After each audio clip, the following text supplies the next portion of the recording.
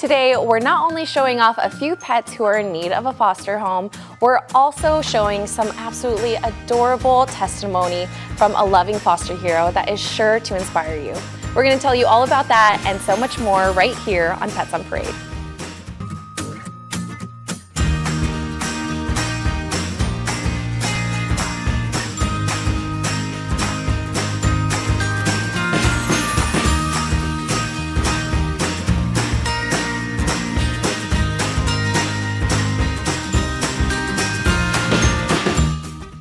Good morning and welcome to Pets on Parade, brought to you by 3TV. I'm Kelsey Dickerson with the Arizona Humane Society. Thank you so much for tuning in with us this morning. We hope you're enjoying this wonderful weather and a happy Easter weekend to all of those who celebrate. Now, like always, we have some absolutely incredible pets who wouldn't be saved without your help, including adorable Chummy here, who is a special needs pup. We'll tell you all about him later in the show. And we just can't help but love this little face, a little bit of tood with a whole lot of cuteness. Loose leaf paper is sure to be a fan favorite. Oh my goodness, looks like a little bobcat, so sweet. And named after one of my favorite performers of all time, I have a question for you, Lisa. Do you believe in life after love? Well, Cher and I sure do.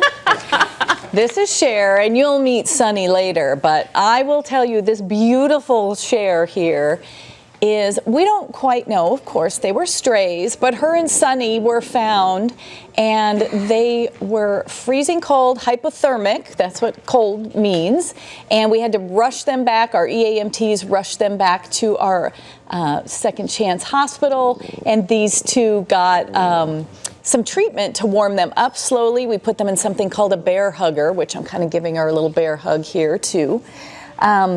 Warmed them up, had our vets rush in and check them out.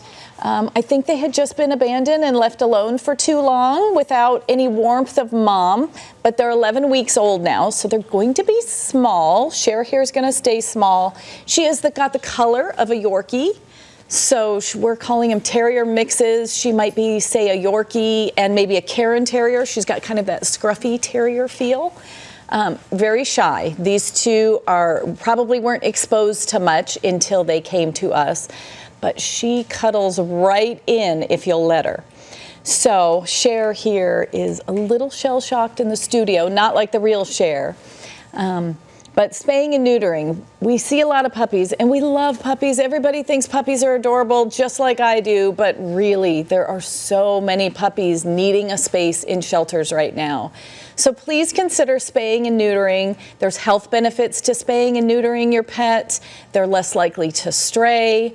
And Arizona Humane Society can help you with an appointment to get one of our low-cost spays, and we can also, if you contact our Pet Resource Center, we can assist you to find locations that have spay and neuter events. Sometimes they have pit bull spay and neuter days where it's no cost or $20, but our Pet Resource Center can certainly help you with that. And here at the Arizona Humane Society, we can't stress enough to spay and neuter your little friends. Although we all love puppies, please, please, please, our pet overpopulation problem is quite big in Maricopa County.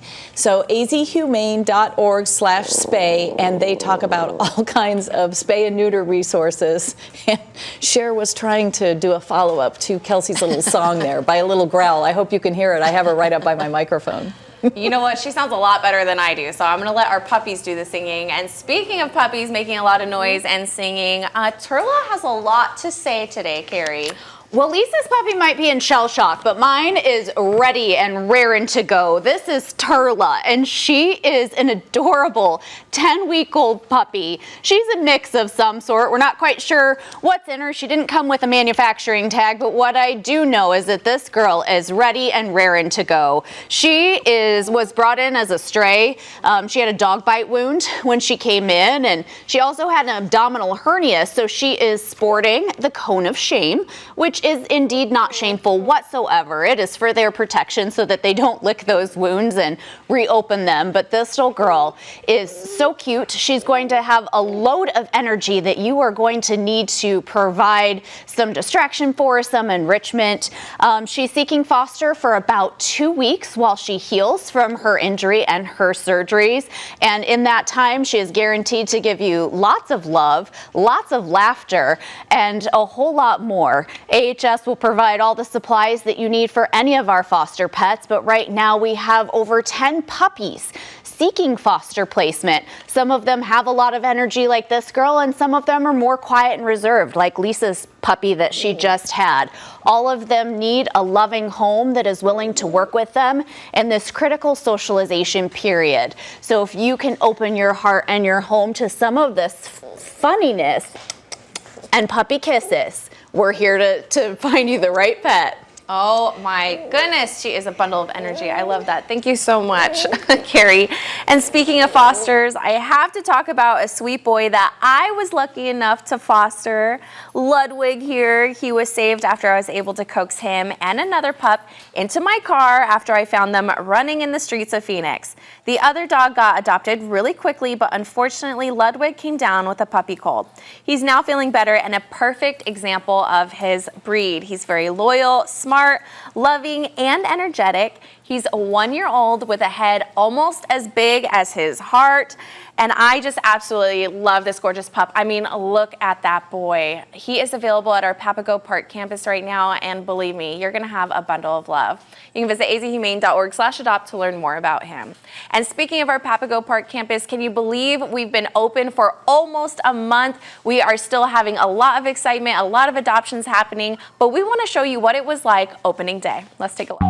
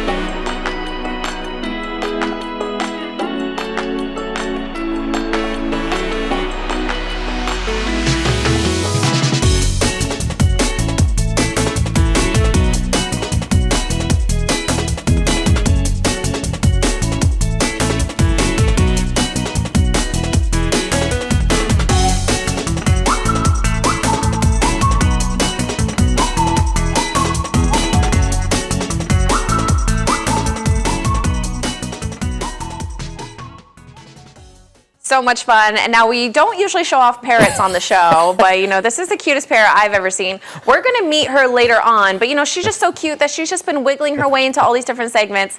But Perry, speaking about cute, we got some awesome summer camps coming up. We do. This is a really cute, do I have to say climber here? She loves to climb and she's just a beautiful little tabby. You know, we talk about this term tabby an awful lot. And I think there's a little misconception that it's not a breed, it's actually a color pattern. So you can actually have like a tabby Maine Coon. And one of the distinctive features of a tabby, I always tell this to the kids, is the big M in the forehead. And maybe Vanessa can get, I don't know, a close-up of this little kitten right now, but you can see they all have this little big M in their forehead like that. And actually the word tabby, it's a French term, but way back when, the etymology is actually an Arabic word, a tabiya, which is an Arabic word meaning silk woven fabric. And I think that obviously comes from their beautiful coat that they have, the stripes. They always look like little Bengal tigers. And so this is the derivation of the tabby, and they are beautiful, like lots and lots of tabby cats out there of all different types of breeds. The summer camps you mentioned, we just finished with our spring break camps. We're about to move on to the summer ones. They are fabulous. If you have children at home that have an interest in animals, and I think pretty much all kids do, varying interest of kids that, you know, kids have interest in animals. Sometimes they're going to make it a career. Sometimes it's just cute little animals. Regardless of whatever the reason, bring them on down to our camps. The summer ones start in June and July. They are 5 days a week. We also have a 3-day week one. They are fabulous. They get to mingle with the animals, talk to the vets, look at surgeries, as you can see right now. It's a fabulous experience for children. Kids have to be in the ages of 5 to 17. And tomorrow is the last day for our early bird discount. And actually, it's today, I'm sorry. $50 for those 5-day camps, $35 off for the 3-day camps. Go to our website, azuhumane.org/youth, and read about all the fabulous camps we have for children. Absolutely, and they are very popular, so make sure to sign them up early before all of the spots get filled up. Thank you so much for that, Perry. And don't change that channel. We have so much puppy cuteness coming up after the break. These little ones don't have a mama of their own, so they're looking for someone to be their family. We're going to tell you all about how to care for bottle baby pups when we come back after the break.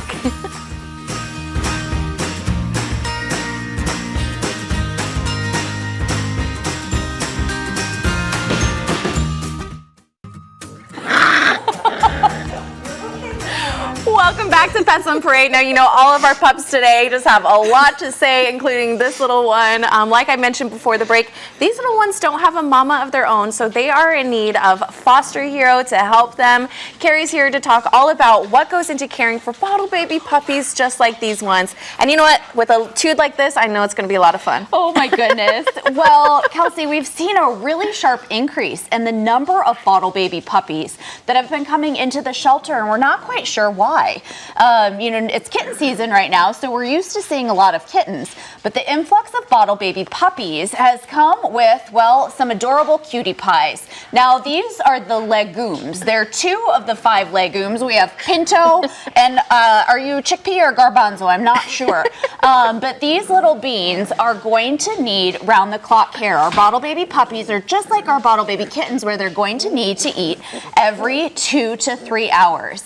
Now, these puppies have a lot of spunk, so again, this is a great socialization period for them as we work through siblings, and it's really good for them to have a partner in crime. So we do send them out in pairs. It works with their socialization. They learn how to play nicely with others, a skill that we're still working on today.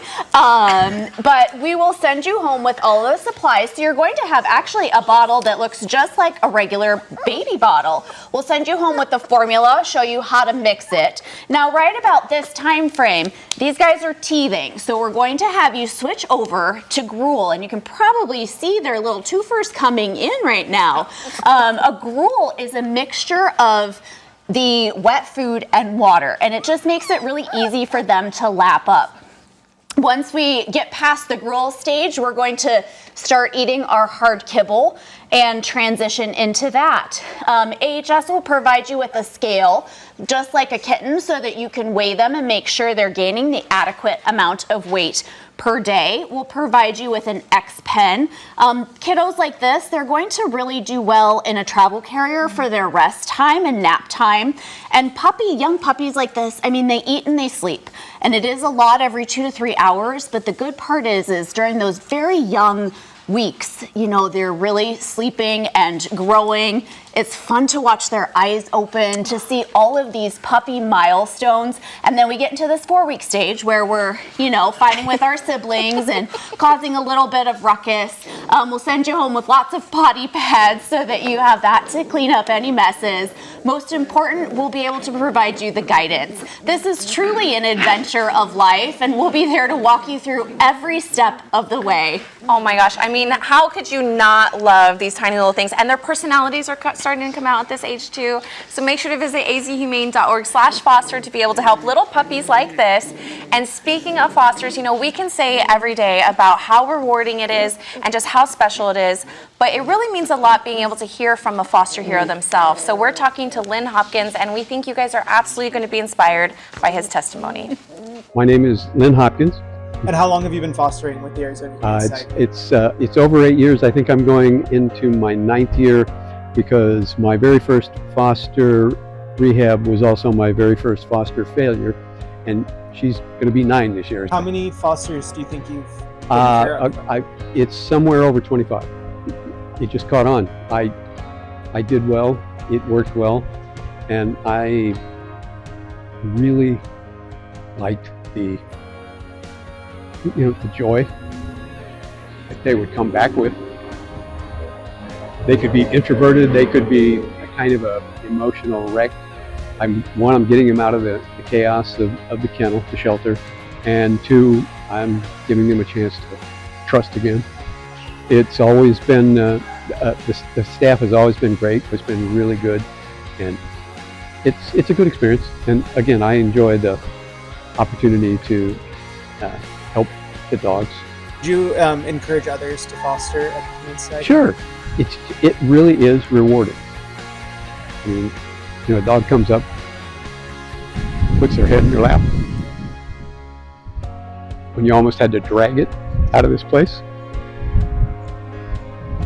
Feels pretty good. We are so grateful for all of our foster heroes. I mean, it is absolutely incredible. Lynn's testimony, I think all of us can really attest to if you've been a foster. And speaking of fostering, this little one has been saved thanks to a foster hero. We're gonna meet Chummy after the break, and we're gonna tell you exactly what it takes to care for a special needs pup.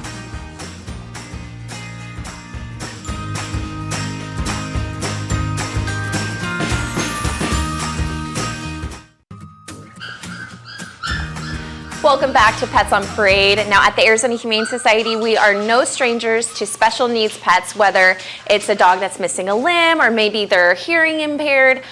There is so many animals that are just truly so adaptable and they learn so quickly. But we want to know what's going on with Chummy here, Lisa. So Chummy's a 14-week-old Chihuahua and adorable little wiggly, normal-looking puppy. But he is completely blind. He is congenitally blind, so our vets think he was born this way. And so he doesn't know the difference. And we, they've checked out, his eyes are non-painful. I'm trying to get him to look up here. There we go. And so his eyes do look like they bug a little, but they are not painful for him. And he blinks and they're, staying, they're not dry, so his eyes can stay with him. He just isn't visual in those eyes. So tips for a blind puppy. First of all, they're born this way, so don't feel bad for them. They don't know the difference, but you do have to try to stick to a schedule, a routine, especially when you first bring a puppy like this home. You're definitely not going to be able to have an unfenced pool, and to be honest, he's so small he probably could fit through some pool fencing, so he shouldn't ever be left outside unattended. And until they become familiar with your house, don't move anything. Keep their food in the same place, keep your furniture in the same place. Anything that's got pointed corners, low down since he's tiny, but you should probably just put a pillow in front of it and let him bounce off things. They completely learn a routine. I myself lived with a blind Doberman for many years, and you wouldn't have known it. She had a little track in the backyard, and they get to know their routines. So stick to a routine in the beginning. He might want to have what we call a drag line, like a little leash, so that if you see him getting into trouble, and then as he gets older, teach him a word, stop. I used to say drop to my dog, and wherever she was, if she was about to run into something or get herself into danger, I used to say, Moet, drop, and she would stop and drop, because she knew what that meant, because there were plenty of times we didn't say it quick enough. And they learn. So please don't not consider Chummy just because he's blind. He will have a normal, happy life with you. He just needs a little special attention in the beginning. After the first 2 weeks of living with a blind dog, you won't notice the difference. You won't even notice that he is blind. You're just going to need some special requirements for the first few weeks. And he does run to you for safety if he hears another dog. So a lot of times you'll find him running to you, and this guy's great because you can just pick him up and reassure him you've got it when he doesn't know what's coming at him. Oh my goodness, it's such a sweet baby. Thank you so much for all those tips, and it is really important to hear from a personal perspective. Thank you. And again, we have another parrot. Wait, this is the same parrot, Perry. Who is this cutie? I am so in love with this cat. We didn't give this one just due in our first segment here. This is actually loose leaf paper, and this is our annual drain cat. By that I mean found in a storm drain. It seems like it happens every year, just like our annual cactus dogs that get involved with jumping cholla and our annual engine block cats. I'm not making light of these situations. It's what we do at the Arizona Humane Society. The rescue is all about it. This little one here did come in, like I said, storm drain, had some wounds, all good to go now. Super, super friendly little kitty. Loves to climb, as you can see from every segment we've been doing. Loves to cuddle. Very, very sweet cat. This is Easter weekend, and Easter is all about chocolate, and we talk about chocolate sometimes with the animals. It is toxic to dogs and cats. It usually is the darker variety and in large quantities, so if they just get a little bit of it, I wouldn't freak out too much. There's also some things like onions are not very, very good, and these are things you're going to use in the Easter time frame for those great meals.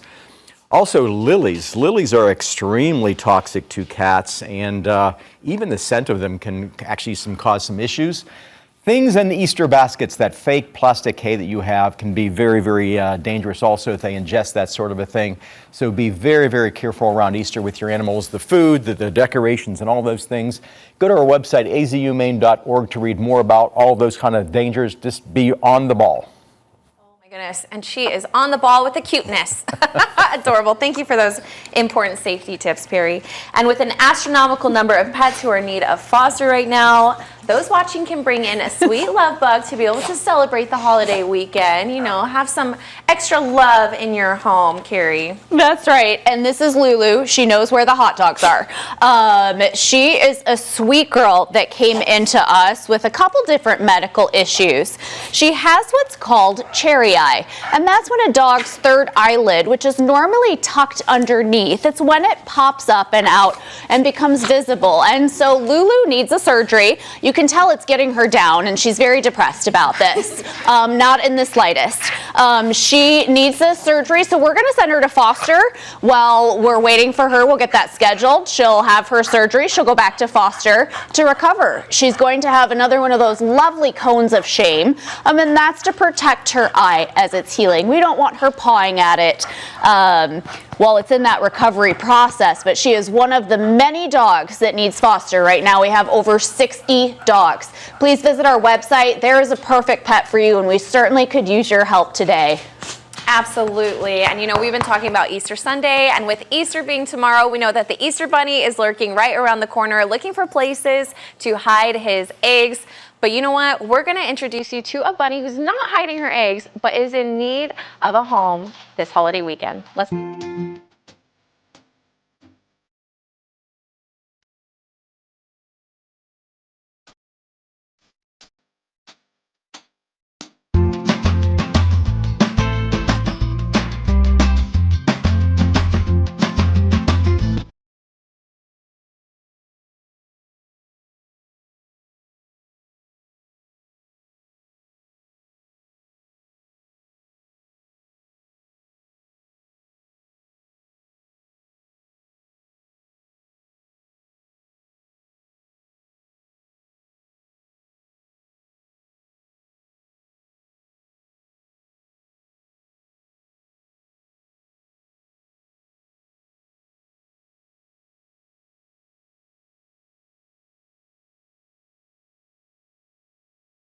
Like we always say, make sure you're doing your research before adding any pet to your home, especially ones that need special care. And speaking of adopting, I mean, look at this sweet girl. We're going to introduce you to Celeste when we come back.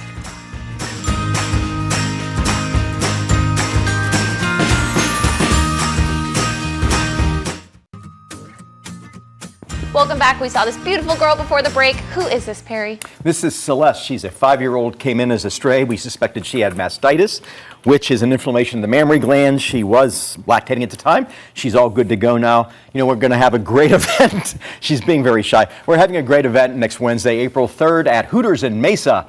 It's 10% of all the proceeds going to go back to the Arizona Humane Society. It's all you can eat wings. They are going to introduce the Happy Dad Hard Seltzer.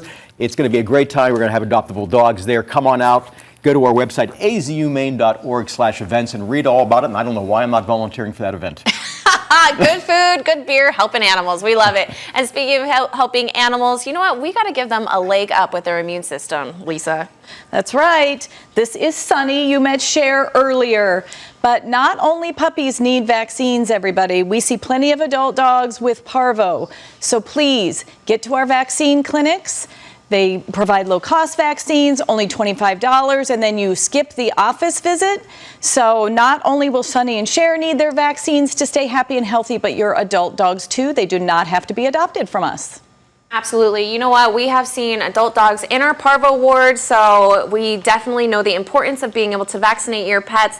We appreciate you guys so much for tuning in with us. Remember that our Home in One golf tournament is next week, so you can visit azhumane.org/golf to sign up. There's a few spots left. And you know what? We're going to see you right here next week for Pets on Parade, for even more adorable cuteness.